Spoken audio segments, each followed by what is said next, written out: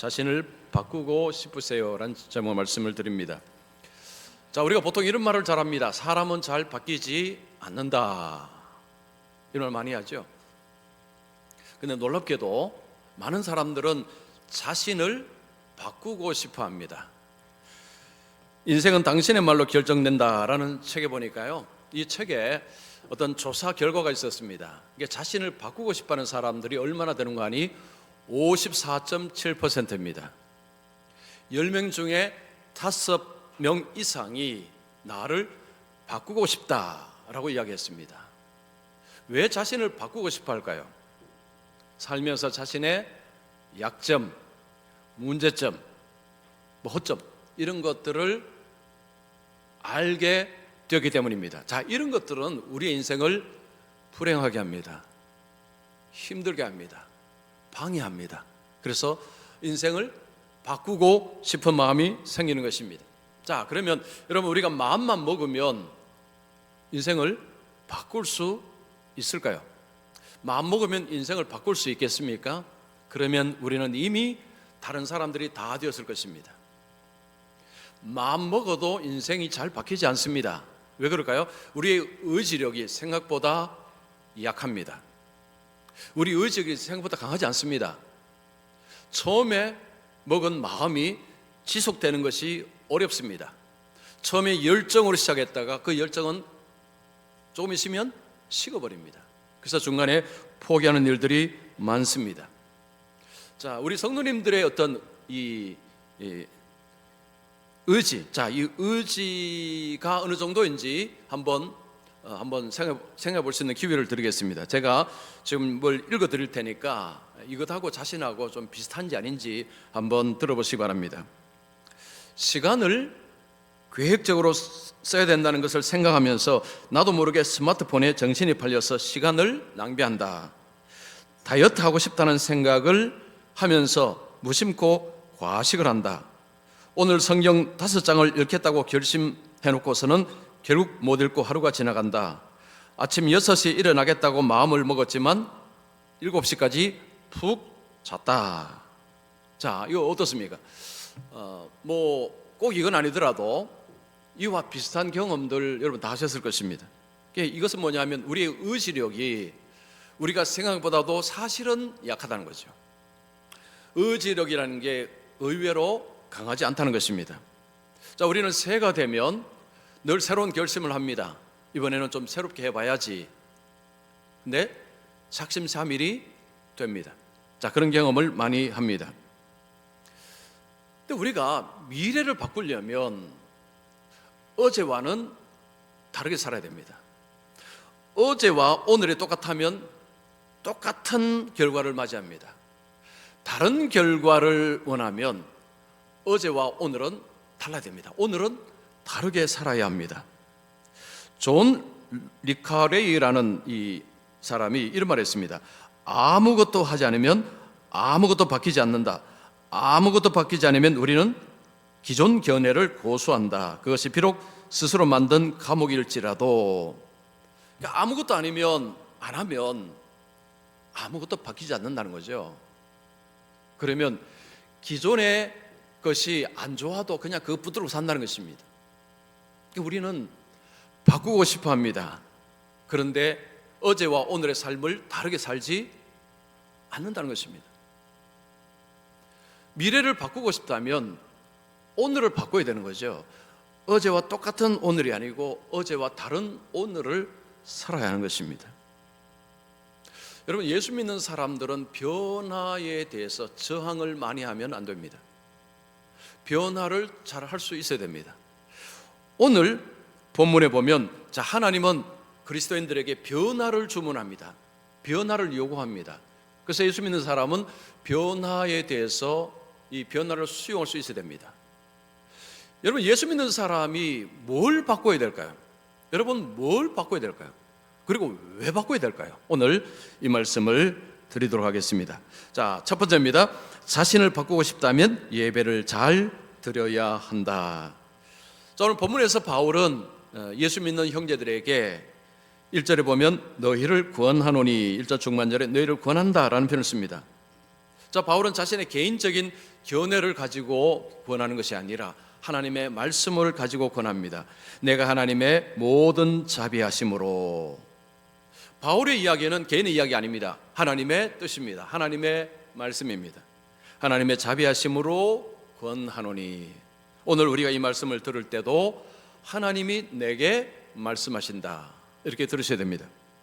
자, 그럼 뭘 권면합니까? 1절 중간절 보시면 너희 몸을 하나님이 기뻐하시는 거룩한 산제물로 드리라. 이것은 너희가 드릴 영적 예배니라. 자, 바울은 예수 믿는 형제들에게 너희 몸을 거룩한 산제물로 드리라 라고 이야기합니다. 여기서 드리다는 것은, 드리다는 어떤 단어 속에는 마음대로 하게 하다라는 의미가 있습니다. 내 삶을 하나님 앞에 드린다고 할 때 이것은 하나님께서 마음대로 하시도록 내어 드리는 것을 의미합니다. 하나님의 은혜로 의롭다함을 받은 성도들은 하나님 앞에 자신의 몸을 내어 드려야 된다는 것입니다. 그래서 하나님이 쓰시도록, 하나님이 원하시는 대로 쓰시도록 자신을 드리는 것이 맞다라고 이야기합니다. 여기서 몸, 자, 이 몸은 뭘까요? 이 육신, 이 몸을 말하는 것은 아닙니다. 삶 전체입니다. 자, 하나님이 우리에게 요구하시는 것은 삶 전체를 하나님 앞에 드리라라고 요구합니다. 이 삶이라는 것은 주일만을 의미하는 것이 아닙니다. 교회 안에만을 의미하는 것이 아닙니다. 교회 안에서 교회 밖에서 주일과 평일 모든 영역에서 하나님을 위하여 하나님께 드리라라고 이야기하는 것입니다. 주일에 하나님께 드리는 것은 어렵지 않습니다. 교회에서 하나님께 삶을 드리는 것은 어렵지 않습니다. 교회 바깥에서 평일에 내가 하나님을 향해서 내 삶을 드린다라는 것은 쉽지가 않습니다. 여러분, 일상생활 속에서 하나님이 쓰시도록 내 삶을 내어드린다는 것, 이게 결코 쉬운 것은 아닙니다. 자, 그런데 지금 바울은 교회 안이든지 교회 밖이든지 주일이든지 평일이든지 내 몸을 하나님 앞에 산제물로 드리라 라고 이야기합니다. 그리고 이것을 영적인 예배라고 이야기합니다. 영적인 예배다. 이 영적이라는 것은 합리적이다, 참되다 라는 의미가 있습니다. 지금 바울은 주일 예배가 아닌 일상생활에서 예배를 이야기합니다. 우리의 삶을 하나님의 뜻에 드릴 때, 하나님께서 쓰시도록 드릴 때 이게 영적 예배가 된다라고 이야기합니다. 우리는 예배하면 주일 예배만 생각합니다. 근데 지금 성경은 영적 예배, 즉 평일의 삶 속에 하나님 앞에 예배자가 되는 것을 이야기합니다. 우리가 일주일의 삶 속에 하나님의 뜻 가운데서 영적인 예배자, 참된 예배자로 살기 위해서 정말 중요한 것은 주일 예배입니다. 여러분, 주일 예배 실패하면 평일의 삶도 실패합니다. 주일의 삶에 성공하면 평일의 삶에 성공할 수 있습니다. 그래서 주일 예배가 우리에게는 너무너무 중요합니다. 자, 바울은 지금 예배를 이야기하면서 이런 이야기합니다. 거룩한 산 제물로 드리라. 이 표현은 제사제도, 구약의 제사제도를 염두에 둔 표현입니다. 자, 우리가 드리는 예배, 이 예배를 좀 잘 알기 위해서는 구약의 제사를 이해할 필요가 있습니다. 여러분, 구약에 보면 이스라엘 백성들이 여러 모양으로 제사를 드렸습니다. 그 제사의 핵심적인 것은 죄 사함입니다. 하나님이 죄를 용서하신다는 것이 이 제사제도의 핵심입니다. 이스라엘 백성들이 하나님 앞에 제사를 드림으로 그들의 죄가 용서함을 받았습니다. 자, 이스라엘 백성들이 이 소나 양으로 하나님 앞에 제물로 제사를 드리는데, 그 제사를 드릴 때에 두 가지를 깨닫습니다. 첫 번째는 내 죄가 정말 심각하구나. 두 번째, 하나님의 은혜가 엄청나구나. 두 가지를 깨닫습니다. 여러분, 한번 상상을 해보십시오. 집에 흠 없는 소를 한 마리 끌고 갑니다. 제물로 드리기 위해서. 그 소가 내 대신 죽습니다. 피를 흘립니다. 불태워집니다. 이것을 내가 눈으로 봅니다. 이 소가 이렇게 죽는 것은 내 죄로 인해서 이렇게 죽는 것입니다. 와, 이 죄가 이렇게 무서운 거구나. 죄는 죽어야 되는 거구나. 이것을 배웁니다. 근데 내가 안 죽었습니다. 하나님은 나를 죽인 것이 아닙니다. 재물이 죽었습니다. 하나님의 은혜가 무시무시하게 크구나, 하나님의 은혜가 너무너무 크구나 라는 것을 깨닫게 됩니다. 이때 이 짐승을 대속물이라 부릅니다. 대속물. 이 대속물이라는 것은 포로나 어떤 노예를 풀어줄 때 주는 것이 대속물입니다. 짐승이 자기 대신 죽은 것입니다. 이것이 대속물입니다. 자, 신약에 오면 우리는 이런 제사를 드리지 않습니다. 왜 드리지 않습니까? 예수님이 자신을 대속물로 이미 들으셨기 때문입니다. 자, 우리 마가복음 10장 45절 말씀 우리 같이 읽습니다. 시작. 인자가 온 것은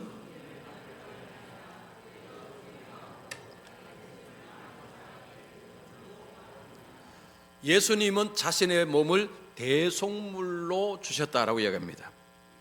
즉 우리의 죄를 대신해서 자신을 들으신 것입니다. 구약에서는요, 반복해서 짐승을 죽여야 했습니다. 근데 신약에 보면 예수님은 한 번으로 단번에 이걸 끝내셨다고 이야기합니다. 그래서 우리는 이런 제사를 드릴 필요가 없습니다. 예수님께서 우리를 대신해서 하나님의 진노를 받으셨습니다. 그 십자가는 내가 가야 될 곳에 예수님이 가신 것입니다. 그래서 하나님의 진노를 예수님이 대신 받으셨습니다. 주일은 이것을 다시 생각나게 하는 날입니다. 주일은 내가 내 죄로 죽어야 되는데 예수님 덕분에 살았구나, 이것을 다시 확인하는 날입니다. 우리의 평일의 삶의 변화가 일어나기 위해서는 이것이 깨달아져야 된다는 거죠. 내가 주님을 위해 살아야 되겠다라는 이 결심은 어디서 오느냐? 예수님이 나 대신 죽으셨다. 예수님이 나 대신 죽으셔서 이거를 깨달아야 내가 이제 주님 위해 살아야 되겠다, 이게 연결이 된다는 거죠. 이게 안 되면 이게 안 됩니다. 여러분, 예배를 아무리 많이 드려도 예수님이 나를 위해서 죽으셨다, 나는 내가 죽어야 되는데 내가 죽지 않고 예수님 덕분에 나는 살았다라는 것을, 여러분, 이것이 내 마음속에 느껴져야 그 다음에 이 변화가 일어나는 것입니다. 회복의 신앙이라는 책에 나오는 이야기입니다. 헨리 이야기라는 어떤 영화 이야기가 실려 있습니다. 헨리 터커라는 변호사에 관한 이야기인데 실제 이야기를 영화로 만들었다고 합니다. 이 헨리 터커라는 이 변호사는 굉장히 유명한 변호사고, 이 변호사는요, 나가면 하여튼 맡으면 거의 다 이겼다고 합니다. 뭐 몇 퍼센트 이긴지 모르겠지만 거의 다 이겼대요. 그러니까 이 돈 있는 사람들, 문제 있는 사람들은 이 사람에게 다 찾아온 것입니다. 이 사람에게 맡기면 이기니까, 그럼 이 사람은 어떻게 이기느냐? 거짓 조작, 거짓과 조작으로 계속해서 이겼습니다. 부와 명예를 이 사람은 많이 얻었습니다. 어느 날 집으로 가다가 담배 피우려고 주머니에 담배를 찾으니까 담배가 없습니다. 줄 담배 피우는 사람이 담배가 없으니까 담배 파는 가게로 갔습니다. 담배 사려고 하는데 권총 강도가 쭉 들어왔습니다. 권총 강도하고 주인하고 옥신각신하는데 끼어들었다가 총에 맞았습니다. 죽지는 않았습니다. 기억 상실증에 걸렸습니다. 자기가 누군지를 모릅니다. 치료를 받으면서 조금씩 기억이 살아납니다. 굉장히 유명한 변호사였다는 것을 알게 됩니다. 자신의 변론 기록을 살펴봅니다. 보고는 충격을 받습니다. 거짓투성이었습니다. 조작투성이었습니다. 그걸 알고 나서 자기로 인해서 패소했던 사람들 찾아가서 죄송합니다 하고 용서를 구하기 시작합니다. 자, 이 사람의 삶이 바뀌었습니다. 왜 바뀌었을까요? 거짓, 조작, 이것이 자신을 죽음으로 내몬 원인임을 깨달았기 때문입니다. 성경에서 그리스도인은 죽은 자인데 살아난 자라고 이야기합니다. 죄로 인해서 죽었는데 하나님의 은혜로 살아났다라고 이야기합니다. 이것이 성경이 우리에게 이야기하는 것입니다.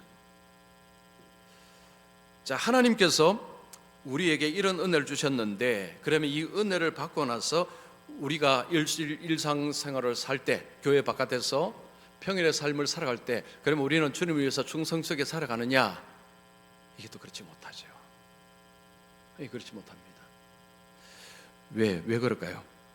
마음 다해 주일 예배라는 책이 있는데, 이 책에 보니까 그 이유를 설명해 놨습니다.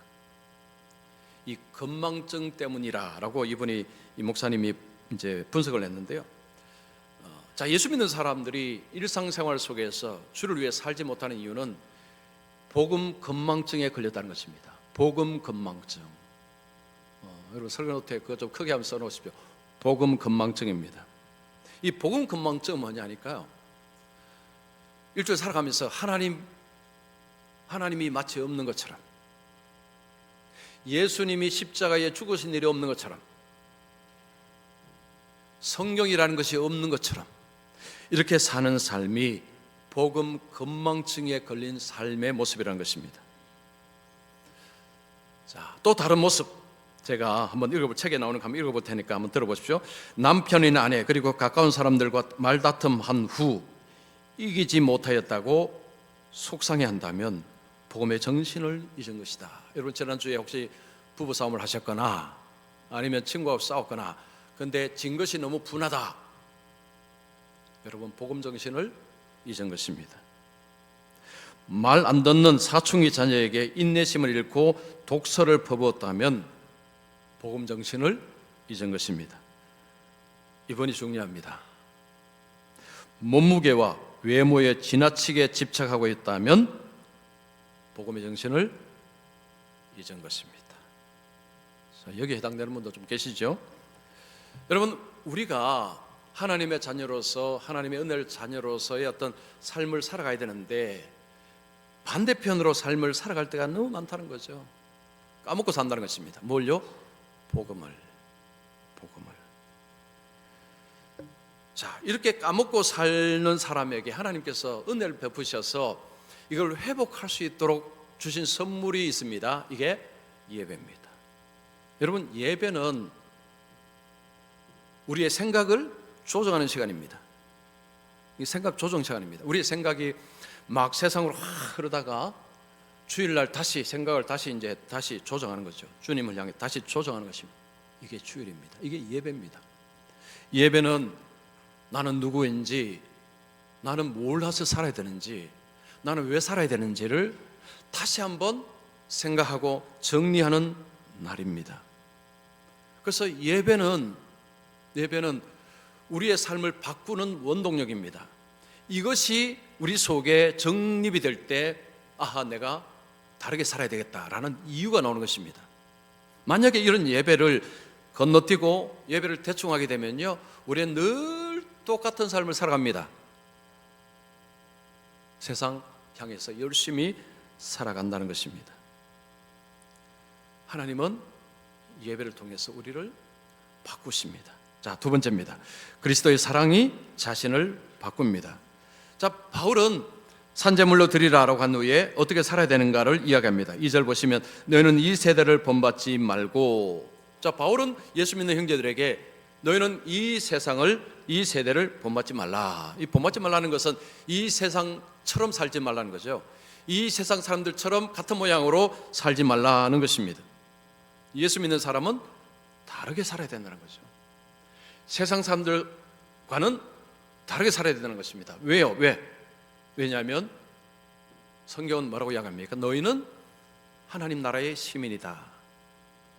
이중 국적이죠. 자, 이 땅에서 우리는 대한민국 국적, 서울 시민, 동시에 하나님 나라의 국적, 하나님 나라 시민, 성경이 이렇게 이야기합니다. 자, 그러면 제가 묻겠습니다. 여러분 어느 쪽이 더 중요합니까? 대답을 안 하시네. 한 번 더 묻습니다. 여러분 어느 쪽이 더 중요합니까? 생각은 대한민국이고 입으로는 하나님 나라고.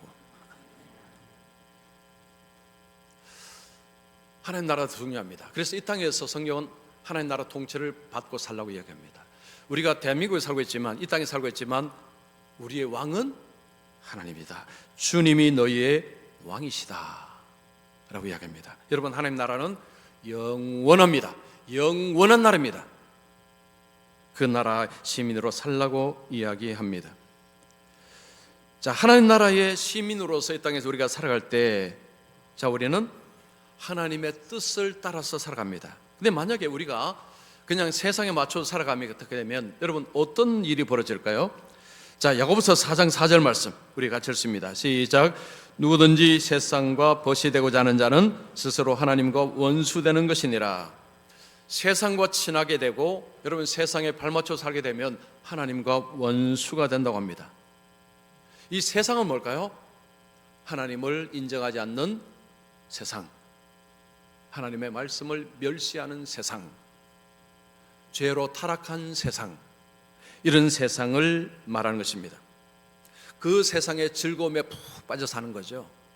그 세상의 즐거움에 주는 재미에 푹 빠져 사는 것입니다. 그 세상 사람들이 말하는 언어를 말하는 것입니다. 그렇게 하지 말라는 거죠. 그것은 하나님께 등을 돌리는 것이다, 하나님과 원수 맺는 것이다 라고 이야기합니다. 자, 그러면 우리가 세상처럼 살지 않고 다르게 살기 위해서는 어떻게 되느냐? 오직 마음을 새롭게 함으로 변화를 받아. 변화가 필요합니다.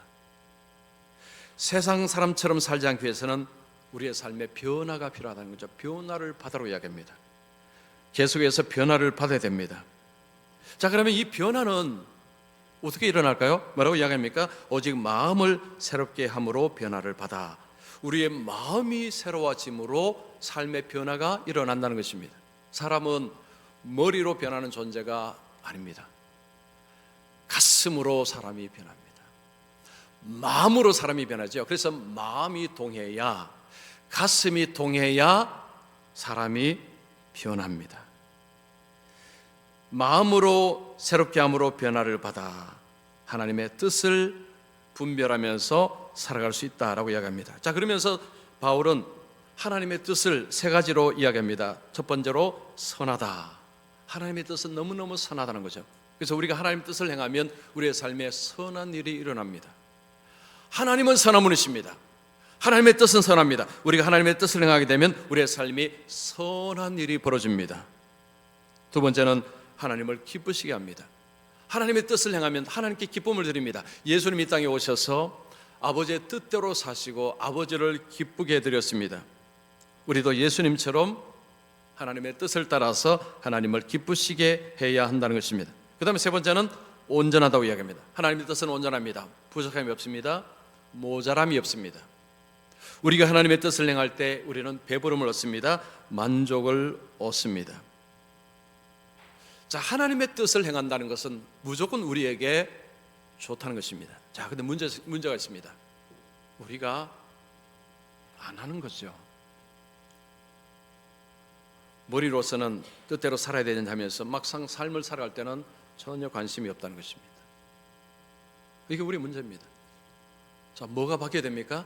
우리의 마음이. 여러분의 마음이 안 바뀌면 행동은 바뀌지 않습니다. 머리로 하는 지식이 여러분을 끌고 가는 게 아닙니다. 여러분의 심장이, 감정이, 마음이 여러분의 인생을 끌고 가는 것입니다. 자, 어떤 외국의 어떤 우유 회사가 이 저지방 우유를 먹도록 하기 위해서 광고를 하나 찍었습니다. 이 광고는 뭐냐니까 저지방 우유 1리터에 그걸 먹으면 어떤 유익이 있는지 수치, 그래프로 만들어서 사람들에게 보여줬습니다. 고지방 우유가 아니고 저지방 우유를 먹으면 몸이 이렇게 좋습니다라는 것을 수치, 그래프로 해서 보여주었습니다. 근데 이 광고를 보고 나서 사람들이 저지방 우유를 별로 살려고 하지 않았습니다. 그 사람들 그거죠. 굳이 맛없는 저지방 우유를 먹어야 되나? 저지방 우유가 좀 맛이 없죠. 굳이 내가 왜 저걸 먹어야 되나? 이런 생각을 했다는 것입니다. 그래서 회사가 이거 안 되겠다 싶어서 광고를 바꾸었습니다. 이건 어떻게 했는 거니? 고지방 우유 1리터, 저지방 우유 1리터, 고지방 우유 1리터에 들어있는 지방, 기름을 빼내어서 그릇에 담아서 놓고 저지방 우유 1리터의 지방, 기름을 빼내어서 그릇에 놓고 보여준 것입니다. 비교가 되죠. 자, 그러면서 저 고지방, 우유 속에 있는 저 지방을 여러분들이 지금까지 열심으로 먹고 있었습니다라는 것을 이제 보여주고, 저지방 우유의 기름을 보여주니까 사람들이 어떤 느낌이 들었냐면, 와, 저걸 내가 먹고 살았나? 저 나쁜 것을 안 되는데, 이런 느낌이 확 들었다고 합니다. 광고 후에 광고 나가자 사람들이 엄청나게 저지방 우유를 사기 시작했다고 합니다. 그들의 마음이 거기서 이제 동한 것입니다. 여러분, 많이 한다고 사람이 다르게 사느냐? 그렇지 않습니다. 여러분, 자기에게 속지 마십시오. 가슴이 안 움직이면 사람은 절대 움직이지 않습니다.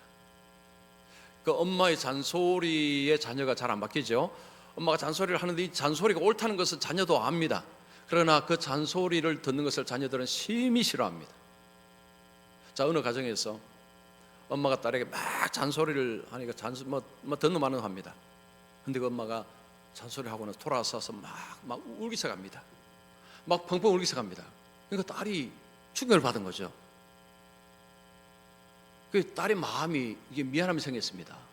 그래서 엄마에 가서 엄마 왜 울어? 내가 미안해. 내가 엄마 말 들을게. 딸이 엄마의 우는 것 때문에 마음이 동한 것입니다. 사람은 잔소리로 변화되지 않습니다. 가르침으로 절대 변화되지 않습니다. 마음이 움직여야 삶이 바뀝니다. 여러분, 하나님께서 우리의 삶을 바꾸실 때에 우리의 감정을 사용하십니다. 어떻게 해요? 사랑으로. 자, 고린도후서 5장 14절 15절 우리 같이 읽습니다. 시작. 그리스도의 사랑이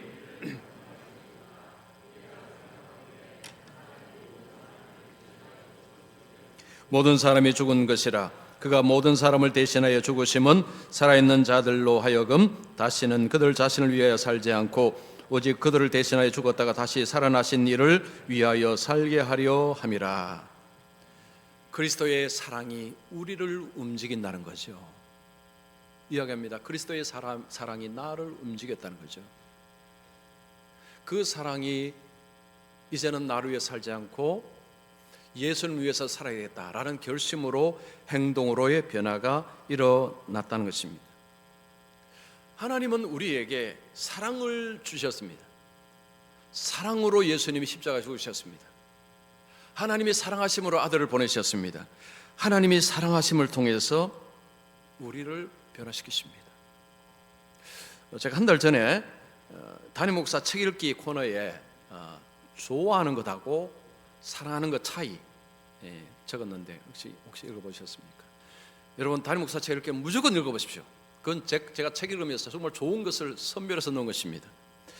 거기에 쓴 글 한번 읽어드릴 테니까 읽어보십시오. 좋아하는 것은 그 사람으로 인해 내가 행복해졌으면 하는 것이고, 사랑하는 것은 그 사람이 나로 인하여 행복해졌으면 하는 것이다. 자, 좋아한다는 것은요, 좋아하는 것은 내가 행복해지는 것입니다. 그 사람으로 내가 행복해지는 것입니다. 근데 사랑을 하게 되면 이게 반대가 된다는 거죠. 나로 인해서 그 사람이 행복했으면 좋겠다. 꽃을 좋아하는 사람은 꽃을 꺾습니다. 취하기 위해서. 꽃을 사랑하는 사람은 뭐 할까요? 물을 줍니다. 책에 이제 이렇게 되어 있었습니다. 교회를 열심히 다니는데 왜 변하지 않느냐? 우리 교회가 좋아요. 목사님도 좋아요. 성도도 좋아요. 여기서 멈춰 있다는 거죠. 전부 자기 위주입니다. 그래서 내가 너무 좋다는 거죠. 교회도 좋고 예수님도 좋고 뭐 우리 성도도 좋고 그 좋다는 것 속에 자기 중심이라는 거죠. 그래서 내가 좋다는 것입니다. 이거 바꿔야 된다는 거죠. 뭐를? 사랑으로. 내가 하나님을 사랑합니다. 교회를 사랑합니다. 내가 사랑합니다. 내가 사랑해야 그 다음에 무슨 변화가 일어납니까?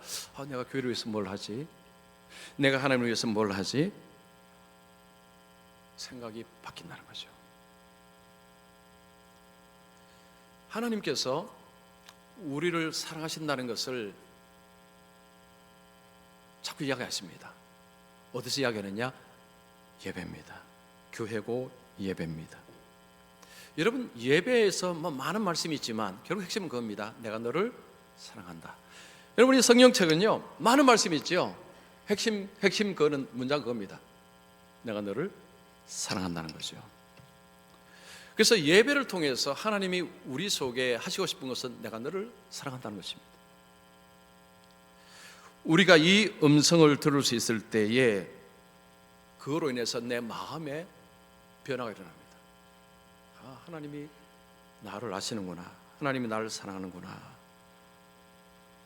여러분, 거기서부터 변화는 일어나는 것입니다.